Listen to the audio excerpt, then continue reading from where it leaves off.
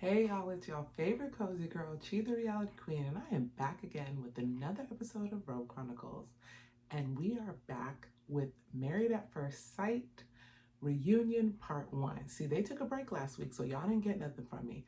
But I'm back to discuss the reunion Part 1, and I just can't believe that we waited all this time for this. Like, I don't think it hit as hard as I wish it did. But let's just get into it. So the women came out and they all look nice. I'm not saying that the men didn't look nice, but all the women look nice except for Dominique. Like, I don't know what she had on. She had on this green, beautiful colored dress, right? The emerald jewel tone. I was like, yes, girl, give it. But the actual dress was like, oh no, what's going on here? It was like, I had like a spaghetti strap string and then like a sleeve across the arm, but the spaghetti strap string was like bedazzled and one whole boob breastplate was bedazzled, but the bedazzling wasn't giving the way I thought or the way she probably thought it was going to give. Like, it was not. It wasn't it. And then her makeup, like, I looked at Jasmine and was like, wow, she looks really good. I looked at Kirsten and was like, she's the beauty we all thought she was. She looks beautiful. Nicole looked good. Gina looked good. But Dom, I'm like, girl, get it together. You're not like an ugly girl. Like, please stop selling yourself short, because being tacky is like dragging you back to ugly. Like, I don't think she's ugly. I know other people have other opinions of her. I think she's a cute girl. I just think that her lack of taste in nice clothing, um, it just ruins her look. Like, she just looks always a little tacky. So I didn't like her outfit. Our girl Jasmine got her teeth fixed. Like, yes, girl, you know that was everyone's problem with you. I mean, you read the tweets. There's no way you're going around without reading the tweets and knowing what people are saying about you. And I'm not saying that people should just do stuff because people are saying it, but if as a pageant girl and other things, like, your teeth are very important. So I was actually just surprised that they hadn't been done much earlier on. So I'm happy for her. If she's happy, I'm happy for her. But I will say, watching this kind of gave me a little bit more insight into Jasmine and who she is. So they started off with everybody out there. They asked like what the DMs are looking like, and Dom was saying like she's getting a bunch of people talking about they pay her for cleavage pics, and I'm sure much more, because if they're asking for cleavage pics, I'm sure they'd ask for much more. But that doesn't surprise me. Like, she's very busty, so yeah, and people are weird, so we can't forget that part of it. Like, right, she's busty, but people are weird, so yes. So Jasmine was saying that people are messaging her and saying that like her and Gil would be perfect together. And like, they cut the clip to show Dominique. And it is awkward because you saw Dominique talking about him in the last couple episodes, trying to like get to know him better, to date him or whatever they claim. And Jasmine's like, yeah, I don't know. But Dom is like, we're still friends. We're cool. Obviously, that's to say that it did not work between them. But we all knew that from what we watched. Like, Dom and Gil, plus she was too young. I do think Jasmine makes a better match for Gil, but I think Gil is actually more shallow than he pretends to be. Like, and not shallow, but I think that he wants probably a Latina woman because he sees himself as a Latino man, which is fine, right? He was born and raised in Colombia, I think, and then came here. So it's not strange for him to think that about himself. But I do think that he would probably be more comfortable with someone who speaks Spanish and is of Spanish descent. Maybe if the person's Afro-Latina, I don't think he would have a problem, but I do think a Latina is like very high up on his list because he speaks Spanish to his family. So I think that's something that he wants. So then they, immediately called Mac out about him and Dom. Like, you was going hard on her. Like, she got a dog. You was being a big time hater. basically. I don't think Kevin said it exactly like that, but that's what I heard. Like when he said it, I heard him say, hey, you're a big time hater. Why did you do this?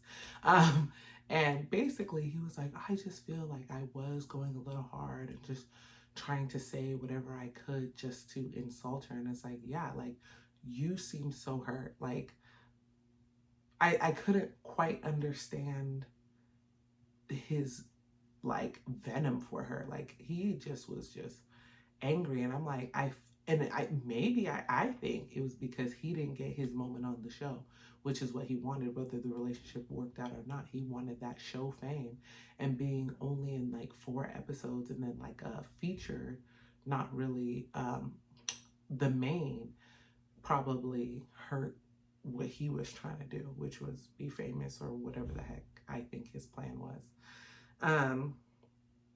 Then they talk about Eris's cousin, Felina, whatever her name is. And it's funny because everybody, all the women expressly stated that Eris should have had Jasmine's side. Now, I think he should have had her side because Felina was being a hater. However, as someone who trusts their family, like, absolutely, I get Eris's side, but because she was being a hater, like she wasn't actually, like there was no beef besides her hate or her being weird about, their marriage. So that's why I do agree, but I also understand the family side. And then Mac tried to speak up and say that, and Jasmine cut the shit. She was like, but, he should have defended me. And he was like, yeah, he should have. He's like, okay, then, so why are you defending him? And I'm like, I'm on her side. Like, just defend the girl. I mean, it's funny because Clint didn't say nothing. Chris didn't say nothing. Shaq didn't say anything because everybody knew, like, you should have just shut your cousin down pretty quickly and been like, this, because it's not, no one forced you to come on Married at First Sight. You signed up, you decided to be on here, and then you brought your cousin to be a hater. Like, it was weird, But yeah, so he said, Kevin asked about apologizing. He said he's already apologized on behalf of his cousin. He already apologized on behalf of himself. So yeah, that was interesting. But then, so then everybody leaves, and the first 2 couples to come up is Eris and Jasmine, which, I don't understand how they're still friends. Like, she spent a lot of time talking about how her and Eris are still friends because he was very honest with her, and she was able to, like, move accordingly because of his honesty. And it's like, girl, no, I don't agree. I'm not saying that, okay, he wasn't honest and whatever, but he still did a lot of disrespectful stuff. And like, you're not interested in me. You tell me you're not attracted to me. Okay, you're trying to help me by saying it off camera, but then you ask me sexual type questions. Like, I'm not joking with you like that, And Kevin, got right into it when it was just the 2 of them. Like, what was it? What was the problem? Why didn't you guys work? And Eris is like, oh, we had so many private conversations and I just want to keep it private. And it's like, I get that, because why embarrass Jasmine anymore? The girl has already been embarrassed. Like, he's already embarrassed her without saying, I think she's ugly, or her breath stank, or her coochie stank. I don't know what it was. It has to be something pretty egregious, right? That he knows it's going to embarrass her if he says it out loud. And he even says it because Kevin kind of keeps asking. He's like, what is it really? Like, let me word it differently. Like, you prepare for these answers, but I need to get to the bottom of it. And he's like, well, I don't want to say it because, I'm going to get nailed to the cross over it. And I'm like, okay, yeah, it's got to be one of those big 3. Your body stink, your private stink, or your breath stink. Something that's like actually embarrassing, because he already called her a 4. So, that's ugly, right? So it has to be something hygienic, because hygiene things are actually embarrassing, right? So that's what I think. But yeah, the fact that Jasmine's like, yeah, he was so honest, it helped me get my mind aligned. And, you know, she's like, the only difference is like, we just prepared for the process differently because Eris was talking to other people and then didn't stop until he was selected versus her who was like, okay, I'm invested in this process. They're coming to me. Let me kind of cut off all the people I was talking to.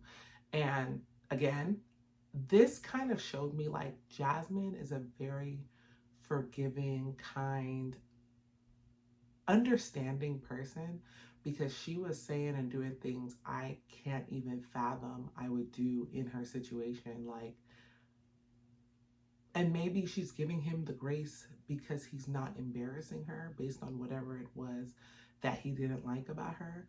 But baby, my spirit, they couldn't handle it. I'm offending you because, yes, I'd have called him all types of names. All types of names. I don't know. I'm just like not that calm or understanding. I love that for her though, because I think that is such a great quality to have. I don't have it, but I think it's a great quality to have. Then they show the clip and they were like, oh, this is a never before seen clip. And it's Eris talking about how he wants an open marriage, maybe like 20 years in the future. And Jasmine's like, well, then you gonna have an open marriage with somebody else because it's not gonna be me. And I was like, they did not hold that clip to the end because, you know, it was a crazy exposing clip. They didn't show that clip at that time because she said that she wasn't gonna marry him, and it was very obvious. And if you showed that, I mean, granted, there were so many other things that happened with the two of them throughout the season that let you know that they was not gonna work. But I think that would have let people know, like, oh, okay, well, they're on two different pages. But Eris swears that when he would just get tired of filming, he just started saying some crazy stuff. And so that just happened to be one of those people, one of those things, because he, in his words, can't imagine another man railing his wife. So he is a no-go on the open marriages. And it's funny because he's not a no-go for his own personal reasons. He's a no-go for very selfish reason. Not like, oh, I couldn't imagine myself with somebody else. It's like, I can't imagine you, or I don't want to see you with somebody else. But very typical Eris. And then Jasmine's friend Adrian comes out, and oh my God, what an amazing friend. Like, oh God, like the things she said about her friend and being concerned about her mental health and where she was at, and, you know, just wanting to support her, right, is so indicative of who Jasmine is actually, because she has people around her that care for her in that way. Like, she must be providing that to her friends for them to feel the need to return that. So I really saw that as like, wow, what an amazing person, and your friends are just as amazing. Like, and her friend came through like, your cousin was calling her fake, and that pissed me off because da da da da.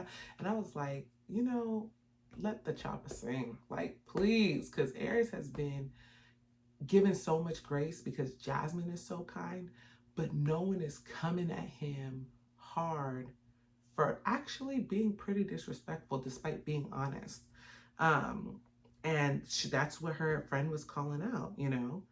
And he tried to defend her, his cousin, like, you know, hey, you let your cousin disrespect her by calling her fake. And Eris was like, she was only on 2 episodes. She couldn't have done that much. And the girl was like, were you there for every conversation? Did you hear every conversation? Did you see every conversation? And she shut him down because it's like, Jasmine told us what she said. And he even goes on to say that when Jasmine came back from the time she hung out with Val, it was like she had worked a 16-hour shift. That's how drained she looked. I'm like, if that's the energy that your wife, now wife, is giving coming back from hanging out with your cousin, why would you even suggest that those two people ever get in the same room again? Like, I would have been like, oh, maybe that's not a good idea. You know what I mean? But, you know, and then the friend was saying, like, he always talked about sex and this and that. And Jasmine's just such a reserved person because she knows what her impact is, right? She works with young girls. She does what she does. And she's like, and so when she gets on that TV screen, not that it's not who she is. This is who she is, more reserved. He was like, and her friend said, I'm sure she would have been ready to get Megan Thee Stallion for you, but you didn't even give her the opportunity to show you that is a possibility for her.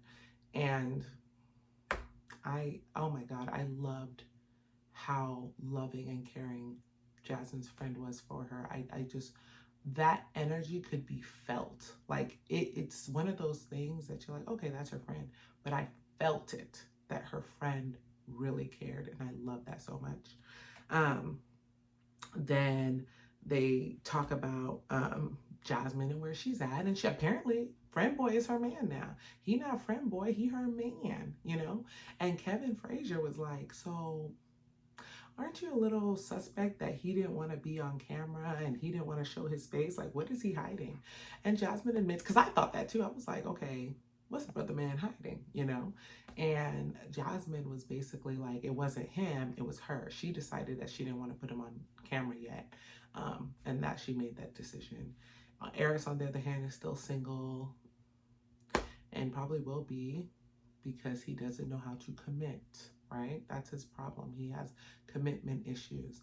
I wish the best for him, but you know, he's gonna have to find a way to really work on that commitment thing and working through problems in a more better fashion. But that was pretty much it. Nicole and Chris were up next. They were cute, honestly. I don't really care for the relationship anymore. It worked so well. They were very good together. They talked about a lot of different things, but honestly, nothing that wasn't really talked about throughout this whole season, since they were the only couple that pretty much worked out. So I'm kind of gonna go through them pretty quickly. However, it was very interesting that when they talked about having kids, I actually think that they're still on very different pages on that topic. I think Chris is still insistent that they're going to have kids, and Nicole is more so like, this is a conversation that needs to be had, right? And so I think when it comes to that time, that's where we're really going to see where they land. Like, because they both are like, ooh, we don't want kids right now. We're still in an apartment. We have 3 dogs, whatever. It's easy to say, okay, push it off. But I think when it actually comes down to it and they need to have that conversation about having kids, I do feel that's where we're going to get, you know, because they're saying they still really haven't had any big arguments.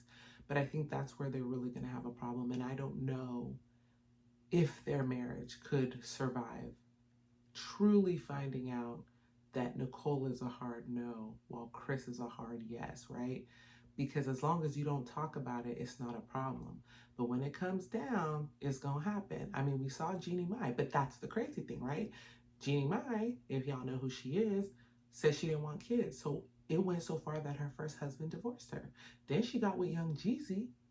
Baby girl had a kid, has a kid, very quickly too. So it's like, did you not want kids, or did this man make you not want kids, right? You never know.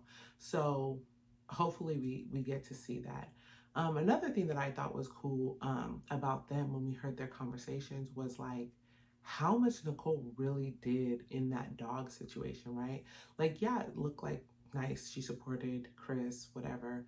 But she went to production and was like, we got to figure this out because this is not going to work out how it is. So I actually was really shocked by that, because it's funny because prior to that I was like iffy, but that really showed me that when the time comes, Nicole can really be a solid person despite being a little annoying, a little bit much. Like, she can actually be very solid, very supportive, and be there for somebody. So I mean, once I saw that, I kind of knew that their relationship was good. But like I said, the one thing that keeps me a little iffy is that kid thing. I hope it works out for them, because I love actually seeing that MAFS works, right? And we do get couples from, you know, at least one from a season. So that's kind of what, you know, I have hope for. Next, all the women come out, and they get to talking, you know.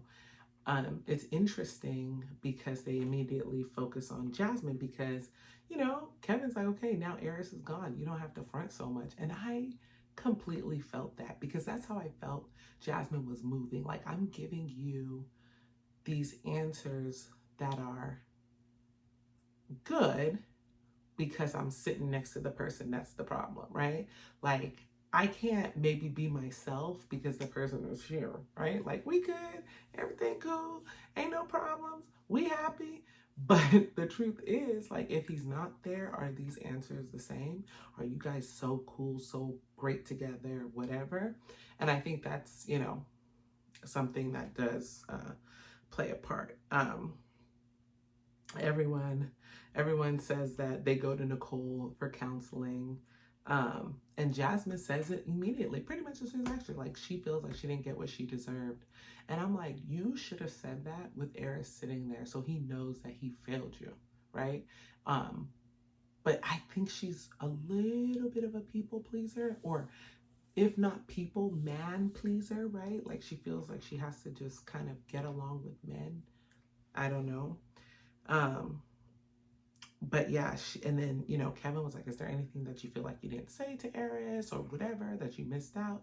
And she was like, no, like, he never gave it his all. And so what else do I have to say to somebody that, you know, basically half-assed the whole relationship? And I mean, I feel like she was a little bit more blunt with just the woman there, but I still think, like, you know, because they showed the clip of her crying and getting emotional over the relationship. And my thing is, like, if you were so honest and you knew where everything was and where you guys stood, why are you so emotional? You're emotional because you felt like something didn't happen that should have happened, or you wanted to happen, because she did find Eris attractive and she admits that still till today. So yeah, I definitely get it, but like, girl, cuss him out so you can feel better. Maybe you'll feel better if you cuss him out. Who knows? Um, Even Nicole was like, so many times she wanted to just like slap Eris because of what he was saying about Jasmine or what he was doing to Jasmine. And they were asking, like, they showed the clip of the guys after decision day. Well, Clint and Eris particularly talking about having sex so soon. And she was like, yeah, well, Eris was counting down the days.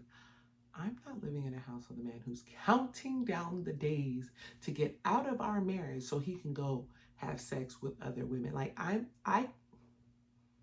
Jasmine is a saint amongst sinners because it couldn't be me. Look at me. I would have been like Dom and Mac. I'd be like, it's over. I'm not sitting here playing in your face so you can get $1,000 a day from Married at First Sight. It's not going to happen.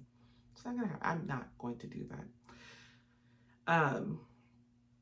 Then they were talking about like all the couples that they think should, or who is right for each person, like who Gina needs to be with, who Dom needs to be with. They think Dom should be with the lumberjack. They think Gina needs to be with someone more swaggy, which I still hate that they say that because I think Clint is so swaggy. I like Clint. I think he's a handsome guy. He actually doesn't even look like a ginger unless he dyed his hair and I'm like tripping, but his hair looks so dark. And I know he's a little pale in the skin tone department, but he doesn't even look that ginger to me. Like, Mac looks way more like a ginger to me, maybe because he's also red-faced, but I don't get it. And then they were like, oh, who do they think Kirsten's supposed to be with? And they all said Shaq. Like, why do y'all hate that woman? Because why would you ever wish that on anybody? Somebody so indecisive, somebody so like, no. I'm like, y'all either hate her or they just didn't show us enough of them together for us as viewers to feel that way about the two of them, because I did not feel that. When they said, who does she deserve? She deserves somebody who about to come through and be strong in themselves and be strong in his relationship with Kirsten. That's who she deserves, whoever that person is. Then they said Jasmine needs to stay with her man because apparently they like him, they know him. So I'm happy for that. They're like, we don't even want to jinx it. And that kind of ends like the girl talk. They get rid of them and they bring out Gina and Clint. This couple frustrates me to no end because even before they met each other, I was like so sure about them. Like that was one couple, like I just knew was going to stay together. Like I was so sure. I'm like, yes, like he's gonna find her attractive, she's gonna find him attractive, and they're just gonna get along. And I couldn't have been more further from the truth. Like they didn't find each other attractive when I was just like, what am I looking at? Like I'm so shocked by this. Um and he asked, like Kevin asked, like, why wasn't there any spark? What was the problem? And Gina's like, oh, I feel like we tried and, you know, we tried to get there. And he was like, she's like, we just never got there. And I don't know if they didn't show us enough of their relationship as well. Maybe they didn't. But I don't think I ever once saw Gina try. And if you saw Gina try and you truly believe you thought Gina tried, please hit me in the comments because maybe I'm the fool. I could be, right? I just didn't see it and it was what it was. But I didn't see it. I just did not see her try. And I feel like she spent this whole conversation between her and Clint talking about how hard she tried and how much effort she put in. And I just never felt that. And Clint, I think he's just too nice of a guy because he was like, yeah, we tried. We gave it our all. And I was like, you keep saying we, but I don't think there was any we. I think it was just you. And she was just there for the ride. That's all I got from their relationship. It's just really weird. And they, you know, I just, and it's funny because they showed a clip of Gina saying what his type was. And his type was like, he's like, oh, I've run the gamut on girls that I've dated, short and slender to taller and like medium size or whatever.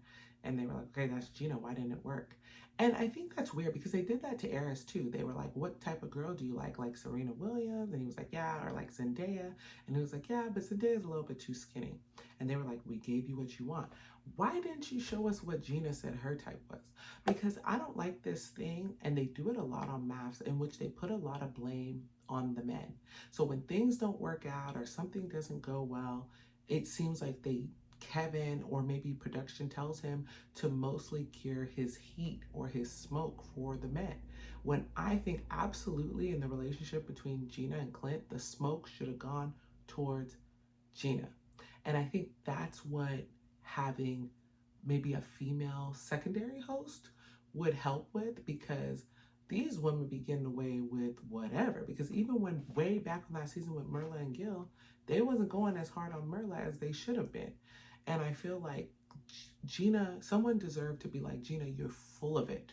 You are full of it. You're full of it. We all watch. You didn't give it your all. Why are you sitting here now telling us you're giving it our all? And then they should have played the clips. You didn't even want to move in. How is that giving it your all? Like, you about to piss me off. Like, it was so irritating. And then they were like, well, you said that she was only there to promote her salon. And I'm like, I still think that till today. That thought has not left my mind. I still believe that she was there to promote her salon because of how she behaved. She was so standoffish. I'm like, how could somebody who's trying in a marriage be so standoffish? That doesn't even make sense.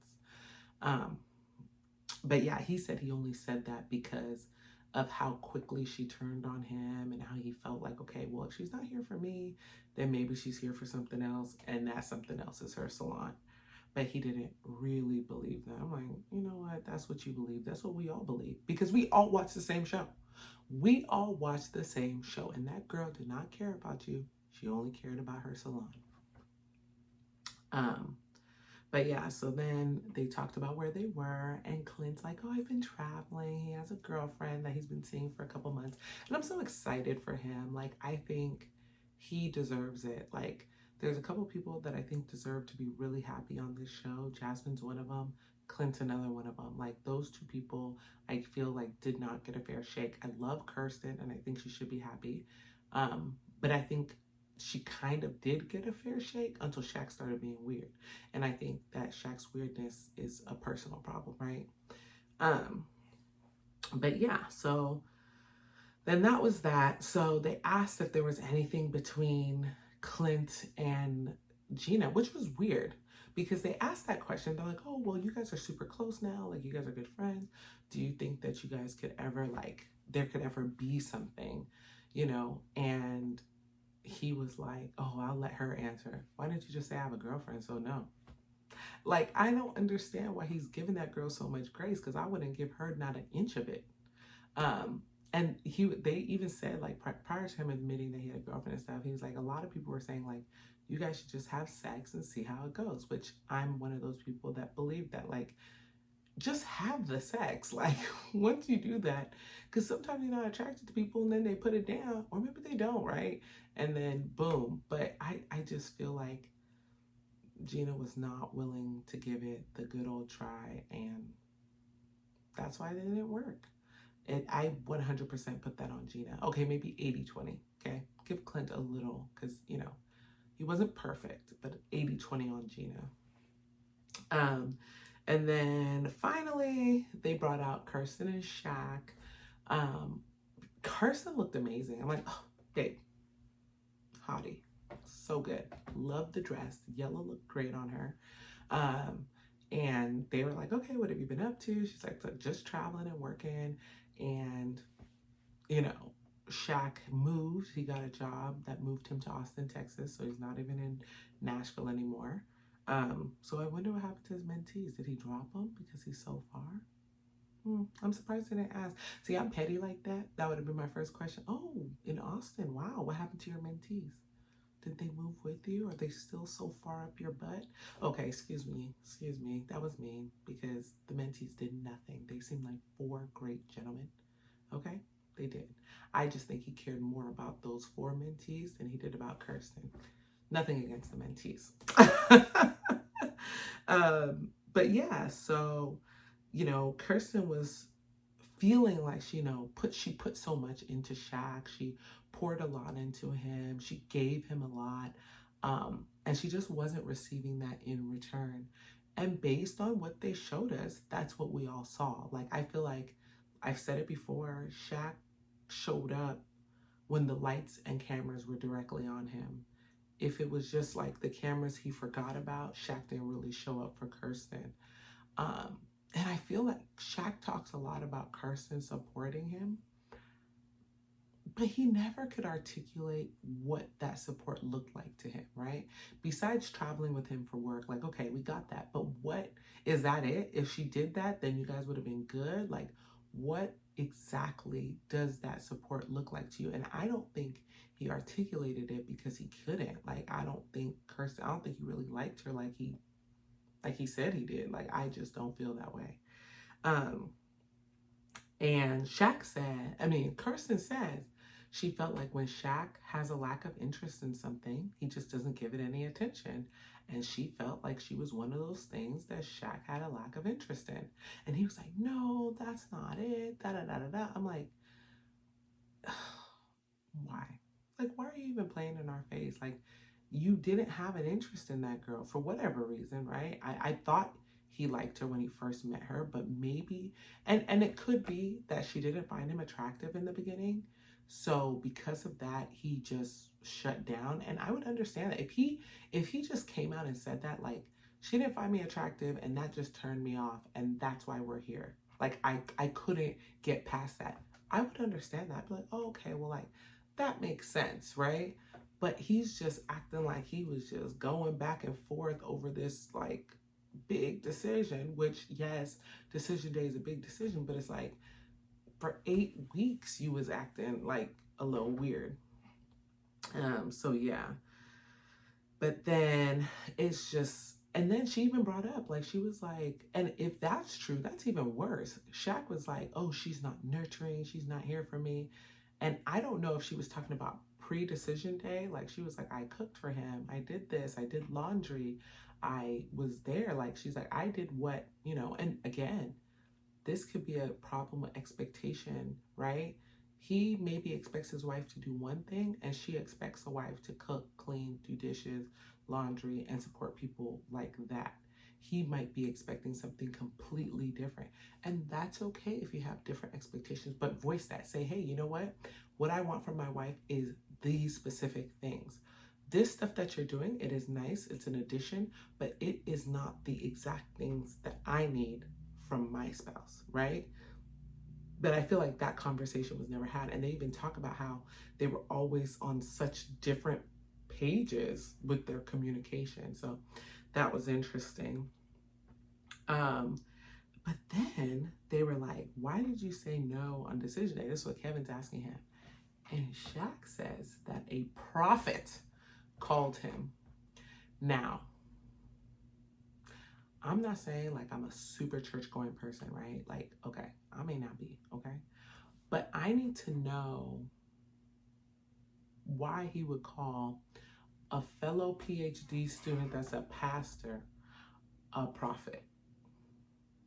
Can someone, if you understand the church world and can explain that to me, I would really appreciate it if you did it in the comments right now or wherever. Tell me, is that normal to call a fellow student like you, who is also a pastor, a prophet? Is that normal? Someone please bring me up to speed, because I was like, maybe him and Jasmine should have seen the medium instead of Eris. I mean, him and Kirsten should have seen the medium instead of Eris and Jasmine, because if a prophet can call you and tell you to say no on decision day, and see, that's where he got caught up too, because he was saying, oh, a prophet called me and was telling me. Now, it was in response to Kevin saying, how did you, or why did you say no on decision day, right? So his response was that a prophet called him and said, you got a big decision coming up. You need to do what's best for you or what's right for you. So if you're giving that response in response to somebody saying, why did you say no on decision day? Then aren't you essentially saying that a prophet told you to say no on decision day? Because when Kevin tried to clarify like that, he was like, no. He just told me to make the best decision for me. But Kevin said, what prompted you to say no? Meaning that the prophet led you to your decision on decision day, which was no, which means you had that decision before decision day. You claim you didn't know till you were sitting there talking, but the prophet that didn't call you on the hot seat, the prophet didn't call you that day. The prophet called you before. So Shaq's story doesn't even line up. It don't even make sense because he's a liar. He's not the lawyer part, but he's a liar. Okay. Something is not quite adding up. But one thing he did say in the beginning, and I didn't mention it, is that he did say he was back in therapy, and I genuinely think he needs it. And I think that will be the most beneficial thing for him. That relationship between him and his therapist will be so important for him to grow and be able to have the relationship that he so desperately wants and needs. And when I say so desperately, I'm not trying to say this in like a negative, he thirsty type way. I'm like really like what he needs for his life is like having this therapist help him kind of flesh out where he's at and the type of person that he needs to be with. Because I don't think it's Kirsten, despite what everybody else says. I think he needs someone else, right? Or something else. Like he needs to work on himself, get there. And I think that he'll get there. I don't think for a second that he's not going to get there. I think if he continues to work with a therapist and he continues to be honest with himself, then yeah, I'm sure he'll get there. But right now, I think he's a little full of it still. And so, who knows? But yeah, I just think that he was like, then they asked, like, he's like, I just didn't think I could be the type of husband that Kirsten needed me to be. And honestly, Shaq is so full of it. Like I said, Fal said that Jasmine was fake and gave like, answers that belonged in a pageant. That's how I feel Shaq gives answers. They're very pageant ready, very scripted, very rehearsed type answers to make him look in the best possible light. That's just what I see. But he ultimately said he didn't think that he was good enough for Kirsten. And I agree, he was not. I don't think he is, because, and I know this sounds crazy, because If you don't think, then you aren't, right? Like if I say, oh, I don't think I'm good enough, I'm not. And no amount of convincing is going to make me think that I am. So people are like, oh, he's good enough and he's better than, but he's not, because he don't think he is, so he never will be. Plain and simple. Like, you cannot want for people more than they want for themselves. If he does not think he's good enough for Kirsten, then he's not good enough for Kirsten. Plain and simple. And one thing Kirsten was saying, and I 100% agreed, she's like, if you wanted to be with me, if you wanted more time, all of those things that he's saying now, he would have said yes. But he didn't, because he didn't want to be married. And I love how it's just like, it's just simple. Like, y'all are trying to make it complicated. He's trying to make it complicated. Everybody's trying to say all this stuff. But at the end of the day, if he wanted to be married, he would be married, because he could have said yes. And then they kind of ended, because I forgot what they asked them at the end, because I was just like, girl, keep that word. But I forgot what they asked him, but it was basically something that was just going to get them to continue to the next episode. Something about, does he want another chance, or does something like, does he think that they can try again or something? And he didn't answer. And we have a part 2, which I'm excited for. Not so much for them, because, well, I'm excited to hear, or hopefully hear, that Carson has a boyfriend. Like, girl, please have a man. But I'm also excited to see Dom and Mac, because it seems like it's really drama filled within their little discussion. So I'm excited to kind of see what happens there. Like, the way they clipped and spliced things together, this part 1 wasn't given what it's supposed to have been given. Wait, it wasn't given what it's supposed to have gave. Okay, sorry, I don't know why I said gave it. I'm just tripping. I've been talking for too long. Yellow leather, red leather, yellow leather, red leather, right? Trying to get my mouth together. But yeah, it didn't give like it was supposed to.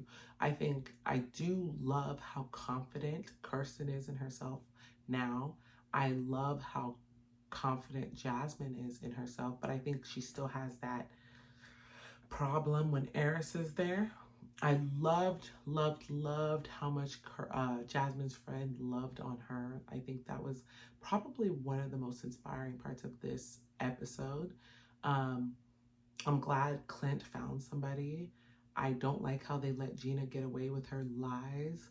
I do wish the best for her, and I hope she finds somebody too. Chris and Nicole, I think they're a great couple. I hope they continue on, and I hope that child thing doesn't play as big of a part as I think it's gonna play in the future. And yeah, so I just, I'm excited to see part 2.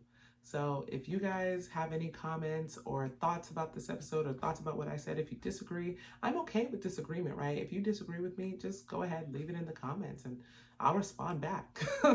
But yeah, we'll be back next week. Have a good night. Bye.